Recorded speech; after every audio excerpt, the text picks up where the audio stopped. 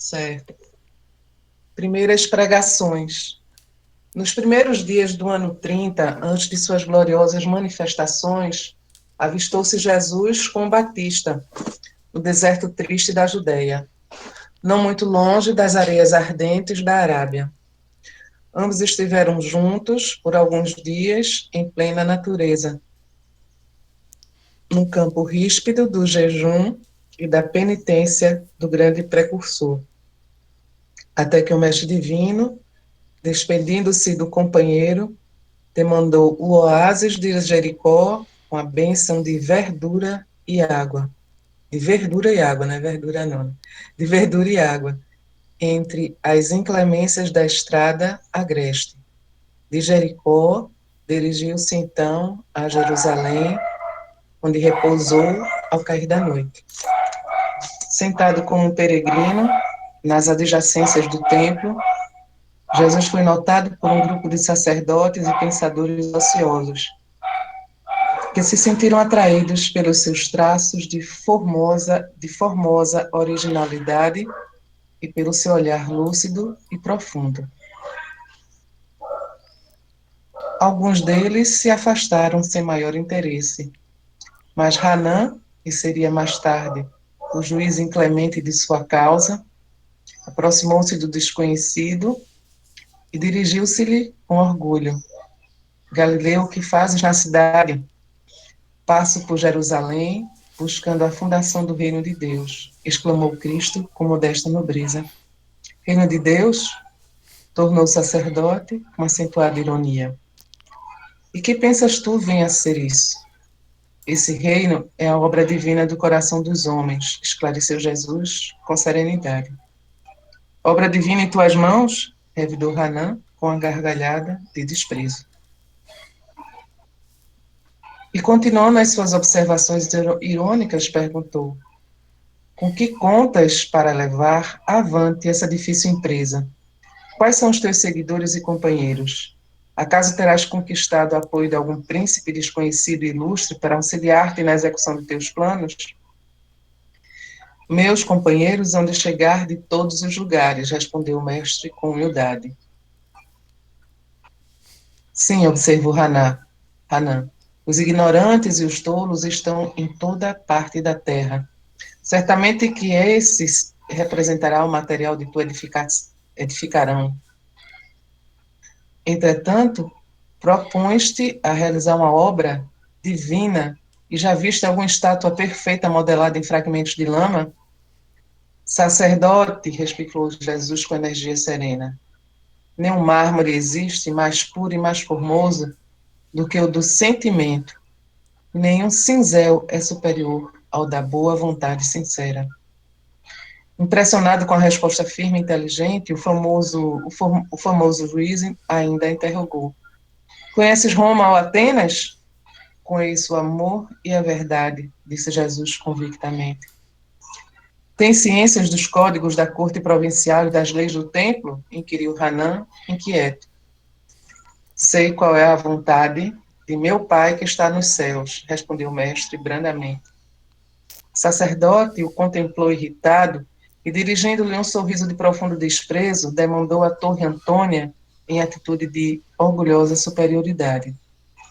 No dia seguinte, pela manhã, o mesmo formoso peregrino foi ainda visto a contemplar as maravilhas do santuário, antes alguns minutos de internar-se pelas estradas banhadas de sol a caminho de sua Galiléia distante. André, deixa eu fazer um comentário. É, é interessante essa parte porque é algo que aqui é muito comum, né? O Hanan, ele tentando, talvez assim, até criar polêmica, né? E diminuir o Cristo e a serenidade dele no diálogo, assim, sempre esclarecendo, né? Você vê que em nenhum momento ocorre um tipo de ataque assim para tentar diminuir o Hanan, mas sim esclarecendo com aquela serenidade. E aí eu achei interessante que ele chega e fala assim, né? Ah, onde que estão os seus, né, as pessoas que te seguem, né? Se você tem ciências dos códigos da corte provincial e das leis do templo, e aí ele responde assim, né? Sei qual é a vontade de meu Pai que está nos céus. Eu achei bacana essa parte porque é algo que ah, não importa as condições, não importa as dificuldades, e sim é só cumprir o que lhe foi pedido, né? Então isso serve pra gente, né? Assim, ah, a gente pode chegar e pensar muitas coisas e fazer, mas o mais importante é a gente tem feito o que nos foi pedido, né? Então, gente, vocês estão me escutando bem? Sim, Ah, tá, porque ele tava aqui, é, enfim. Então é um ponto que nos chama atenção, né? Que é o cumprir a missão. Aí, um dia desses, eu vou até contar um filme que eu estava assistindo. Eu estava é, assistindo novamente a primeira trilogia do Wars, né? Que é basicamente o 4, 5 e o 6, que foram os mais antigos. E aí tem uma parte lá que o Império ele toma conta, né? E os Jedi eles são desestruturados e o Yoda ele vai lá para um planeta, né? Um planeta meio pântano, aonde ele ficou ali. E aí eu assistindo aquilo, depois eu fiquei refletindo, poxa vida, né? Porque o Yoda ele era um Jedi, né? Assim, de uma alta hierarquia dentro daquela estrutura, e ele poderia ter pensado assim, não, eu vou criar uma resistência com as pessoas. Ele não, ele sabia que ele tinha que estar lá para receber o Luke Skywalker, porque a única coisa que ele precisava naquele momento era iniciá-lo para a missão dele, né? Então, assim, ele estava tão claro, ele sabia qual era o papel dele naquela situação que eu assim, não, né? Agora eu tenho que iniciar aquela pessoa. Então, eu fiquei refletindo nisso, né? Que independente das situações, é a gente procurar se ligar com os nossos mentores e falar assim, ó, o que que o que que eu tenho que fazer, né? E simplesmente fazer o que nos pedem, né? O que nos é pedido que seria o caminho de maior eficiência para nós, né? Então, essa reflexão aí que me veio. Um outro aspecto que eu achei bem interessante é que ali naquele momento tinham várias pessoas diferentes, né? E vários passantes. Apenas um deles, né, que é o Hanan, se preocupa com uma pessoa específica. Então é aquilo para a gente entender melhor aquela coisa que a gente vem vendo em outros dias da sintonia, né? Da percepção do que cada um emana. Quer dizer, de todas as pessoas que estavam ali, apenas um percebeu que tinha alguma coisa diferente passando por ali, porque ele não conhecia Jesus, Jesus não estava fazendo nada demais, mas aí vem a coisa da emanação energética. Ele percebeu que alguma coisa ali era diferente. E ele é o único que sai de onde estava e vai interpelar Jesus. E sempre com uma postura de arrogância, de superioridade e tentando levar o descrédito a Jesus. Então, isso foi interessante porque é uma coisa que a gente tem que estar sempre em mente. Quando você começa a agir diferente do mundo que te envolve, de alguma forma, alguém percebe isso e chama a atenção dele. Então, quando a gente está aqui zelando pelo amor, pelos desvalidos, por aqueles que sofrem, a gente emite uma energia que pode ser captada por outros espíritos que se aproximam por curiosidade, para saber de onde vem isso aí, por que está acontecendo, qual o propósito dessa pessoa. Então, isso que aconteceu com Jesus, com as devidas proporções, pode acontecer no curso desse trabalho que a gente desenvolve com cada um de nós. que nesse momento nós emitimos uma energia diferente. E alguém, mesmo que não tenha intenção de nos causar nenhum malefício, pode captar aquela coisa diferente e se aproximar da gente, até por curiosidade dele, saber o que é aquilo que está acontecendo. E a gente pode, de alguma forma, interagir com ele. Como Jesus interagiu com Hanan, nós podemos interagir com ele. Só que não temos a proteção e o controle energético que Jesus tem. Então, às vezes, a gente pode ter esses baqueados, né, assim, essas sensações estranhas, e é simplesmente uma situação semelhante a essa que acontece. Eu queria comentar o Ismael falou aí, né, das nossas reflexões, de se unir aos mentores. Eu já comentei com vocês, eu leio uma coleção, chama Operação Cavalo de Troia. Elas são 9 livros, né, uma coisa muito longa, e aí eu vou intercalando com outras leituras, mas a minha prioridade é terminar essa coleção. E eu estou numa parte em que Jesus, né, eu não sei se vocês sabem a história, volta ao tempo, né? São dois engenheiros que eles voltam no tempo e voltam no tempo de Jesus. Então, tudo que acontece com Jesus, eles estão lá. E eu estou numa época que eles estavam com Jesus, mas Jesus ficou... ele ficou num monte lá, numa colina lá, só que ele passou meses lá. E esses meses que ele ficou, era só para entrar em contato com o Pai, né? Com Deus. E ele comenta no livro que é o momento em que ele se descobre, em que ele se acha, né? Que ele passa meses.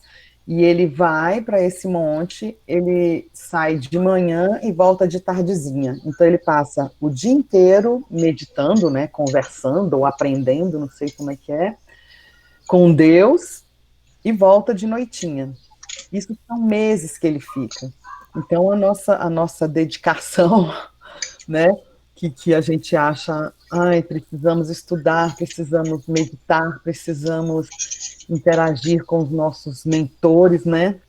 Você vê, Jesus também precisou disso, né? Para ele se engajar na luta dele, para ele mostrar para que veio, ele teve que ficar meses se preparando, né? Ou relembrando, né? Também não sei como é que é direito. Mas é só um comentário aí para pegar o gancho do Ismael aí, que o livro é bem interessante. Estou gostando muito. Que bacana, Gláucia. Esse livro, embora não tenha lido, né, ele é bem conhecido, A Operação Cavalo de Troia. E esse ponto que você falou sobre essa parada, né, para se conectar mais com o espiritual, para encontrar para entender melhor o caminho, é algo que é muito comum.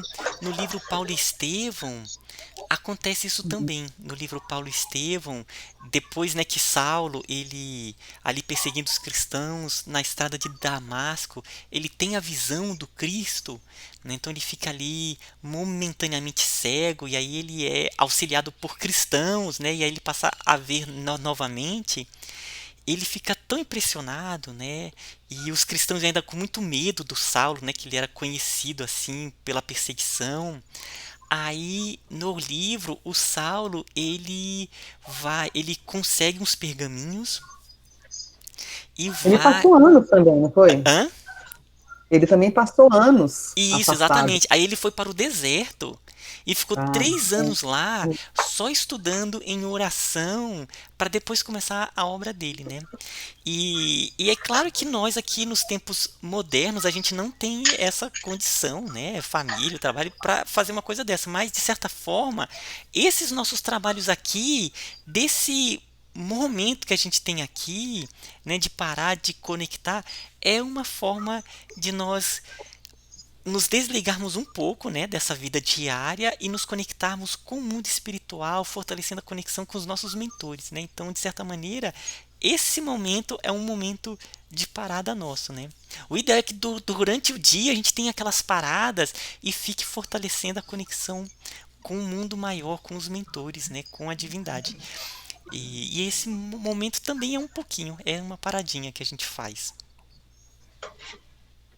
Eu não sei se vocês eu sinto, sabia, assim, vamos supor, à noite, quando eu, vamos supor, eu vou deitar e falo, não, amanhã de manhã eu quero participar. Aí é como se eu passo a noite toda já sendo trabalhada para essa manhã. Então eu já acordo com aquilo na cabeça, né? Vou participar hoje do grupo, vou levantar, não sei o quê, já tenho tudo programado para começar para ir. Então, acho que vem tudo preparando, né? Vai tudo preparando a gente para esse momento. Nossa, Glaucia, não tenha dúvida. Esse grupo aqui, a gente se encontra em muitas outras atividades no plano espiritual, sabe? Muitas outras atividades ou de esclarecimento, eles levam a gente para participar de palestras, de cursos, ou trabalhos assistenciais também que estão acontecendo demais no plano espiritual. Então, eu acredito mesmo. No momento que você vai já se conectando, é, você já está participando aí de atividades do grupo que a gente nem imagina, né? Mas que tem. Eu acho até que eu já contei uma vez do livro Nos Bastidores da Obsessão, do Manuel Filomeno de Miranda, que foi o primeiro livro que ele escreveu, pela psicografia do Divaldo Pereira Franco. É interessante que é um caso que ele conta que ele vivenciou quando encarnado. E que aí era um trabalho de desobsessão que eles participaram, que era ele encarnado e quando eles iam dormir, o trabalho continuava, sabe? Então é muito interessante, porque aí ele conta isso. Ele encarnado, aí quando iam dormir, eles continuavam o trabalho, então ele vai contando isso. E aí só depois de desencarnado, que aí, porque o que acontece? As nossas vivências espirituais, elas ficam armazenadas, mas não ficam armazenadas no cérebro físico, né? Elas ficam armazenadas nas memórias dos corpos energéticos, né? Do perispírito. A gente, quando tem o desdobramento, então fica armazenado. Aí quando ele desencarnou, né, a memória perispirítica, né, ele passa a ter lembranças de vivências que ele teve e aí ele sabia a história toda e escreveu. Então, a gente está tendo muitas e muitas experiências que estão armazenadas, né? Aqui no plano físico, ela vem só como ele vibra naquele plano ali no perispírito e acaba vindo como ideias inatas, né? A gente vai tendo assim intuições, ideias, mas quando a gente está desligado do corpo físico, essa memória, ela é bem ativa, né? Então por isso que a gente se desdobra, nossa percepção é bem diferente de quando a gente está aqui encarnado no plano físico.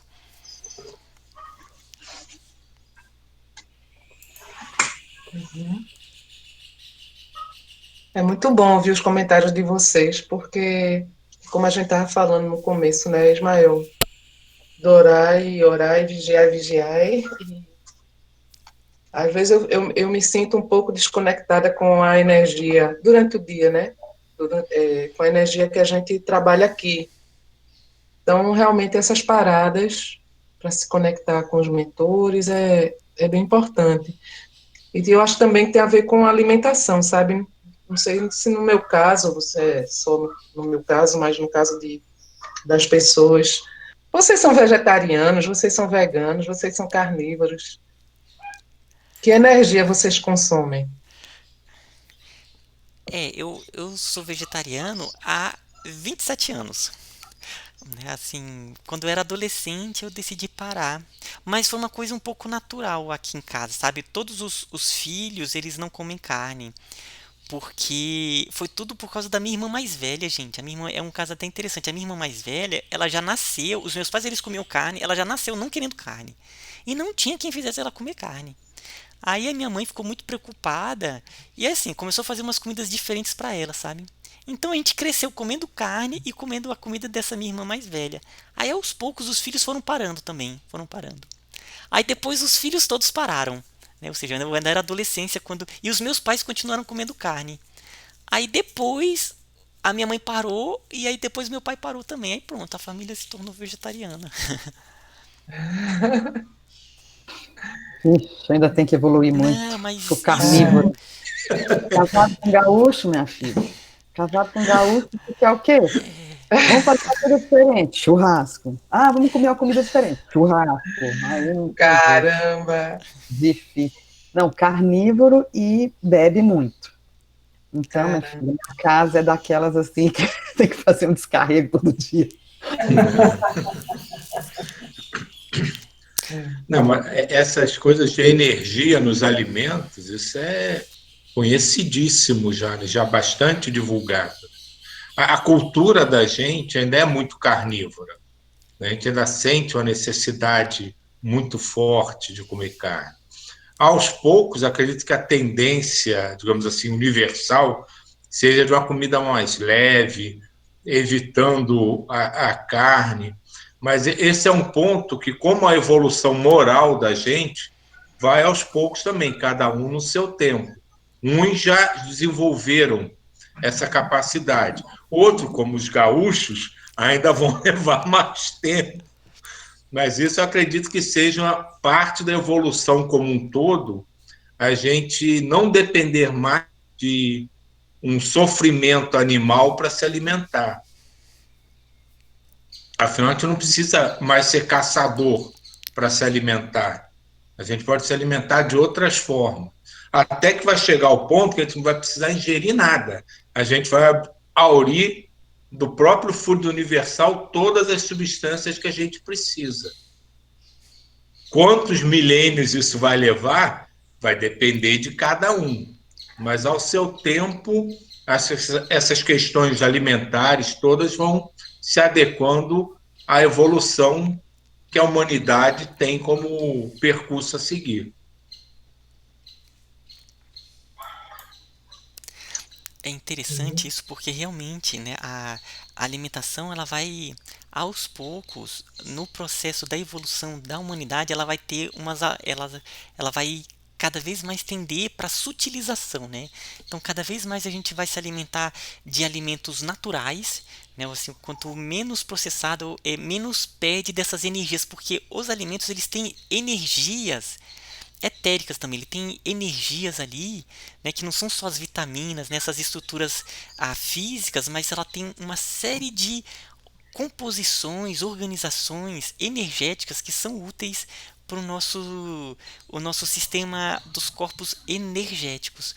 Então, cada vez mais ela vai tender mesmo, né, para o aumento de frutas, de verduras, né, de alimentos mais ligados à natureza e e se afastando, né, porque a gente teve o período que se aprofundou muito nos industrializados e cada vez mais ela vai voltar a esse aspecto um pouco mais alimentos mais ricos energeticamente, né? E isso que o Silvio falou, nossa, Silvio, é por aí mesmo, né? A gente vê que nosso lar, a gente está lendo no nosso lar na terça-feira, né? Vai chegar uma parte em que eles vão ter quando o diretor espiritual ele quis fazer uma mudança na alimentação, ele quis tirar a carne. Foi um período que deu uma confusão lá em nosso lar, né? A gente vai chegar nessa parte. Porque foi uma mudança ainda muito difícil ali para a população de nosso lar, mas foi com muita luta eles conseguiram fazer a mudança, né? Mas foi ali eles falam que foi o único período em que foi necessário ligar as proteções, umas proteções lá na cidade dos muros, porque quase foi invadida, né, por causa das confusões que tiveram. Então é algo bem delicado mesmo, né? É algo que o mais importante é ser natural, né? Vai ser à medida que vai evoluindo, vai tendo as mudanças. Porque vocês podem até prestar atenção no convívio de cada um. Aquelas pessoas que, de repente, do nada, só influenciada por alguém, resolveu virar vegetariana, aquilo só dura um período, porque ela não amadureceu o suficiente para compreender a realidade do que ela está, da opção dela. Então, o mais comum é a pessoa, assim, por influência, vou virar vegetariano também. E passa um tempo, ela começa a ter problemas de saúde, falta de vitamina, falta não sei o quê, e volta a comer carne. Então, por isso que é um processo lento. E como o Ismael falou, se não acontecer naturalmente, não dá certo. Ninguém passa de diabo a Deus numa noite dormida sem que tenha evoluído para isso.